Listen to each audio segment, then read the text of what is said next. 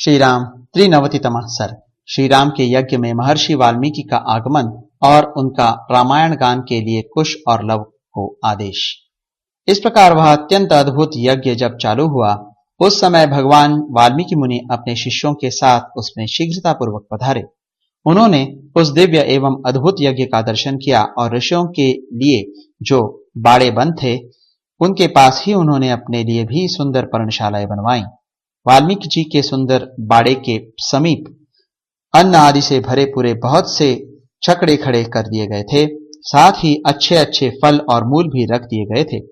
राजा श्री राम तथा बहुसंख्यक महात्मा मुनियों द्वारा भली भांति पूजित एवं सम्मानित हो महातेजस्वी आत्मज्ञानी वाल्मीकि मुनि ने बड़े सुख से वहां निवास किया।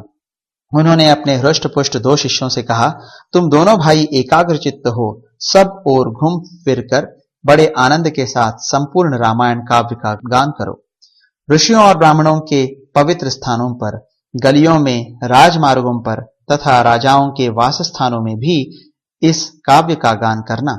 श्री रामचंद्र जी का जो ग्रह बना है, उसके दरवाजे पर जहां ब्राह्मण लोग यज्ञ कार्य कर रहे हैं, वहां तथा ऋत्विजों के आगे भी इस काव्य का विशेष रूप से गान करना चाहिए।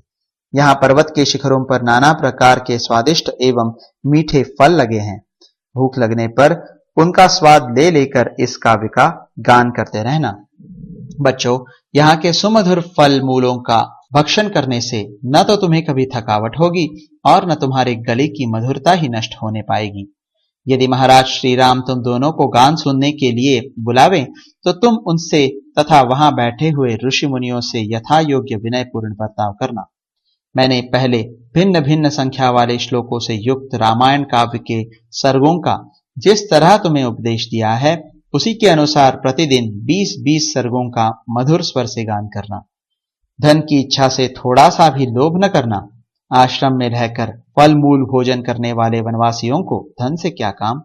यदि श्री रघुनाथ जी पूछें, बच्चों तुम दोनों किसके पुत्र हो, तो तुम दोनों महाराज से इतना ही कह देना कि हम दोनों भाई महर्षि वाल्मीकि के शिष्य हैं। ये वीणा के 7 तार हैं, इनसे बड़ी मधुर आवाज निकलती है। इसमें अपूर्व स्वरों का प्रदर्शन करने वाले ये स्थान बने हैं। इनके स्वरों को झंकृत करके मिलाकर सुमधुर स्वर में तुम दोनों भाई काव्य का गान करो और सर्वथा निश्चिंत रहो। आरंभ से ही इस काव्य का गान करना चाहिए। तुम लोग ऐसा कोई बर्ताव न करना जिससे राजा का अपमान हो, क्योंकि राजा धर्म की दृष्टि से संपूर्ण प्राणियों का पिता होता है। अतएव तुम दोनों भाई प्रसन्न और एकाग्रचित्त होकर कल सवेरे से ही वीणा के लय पर मधुर स्वर से रामायण गान आरंभ कर दो। इस तरह बहुत कुछ आदेश देकर वरुण के पुत्र परम उदार महामुनि वाल्मीकि चुप हो गए। मुनि के इस प्रकार आदेश देने पर मिथिलेश कुमारी सीता के वे दोनों शत्रुदमन पुत्र बहुत अच्छा, हम ऐसा ही करेंगे, यह कहकर वहां से चल दिए।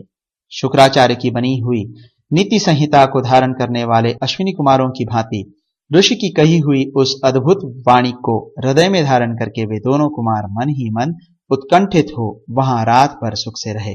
इस प्रकार श्री वाल्मीकि निर्मित आर्ष रामायण आदि काव्य के उत्तरकांड में 93वां सर्ग पूरा हुआ।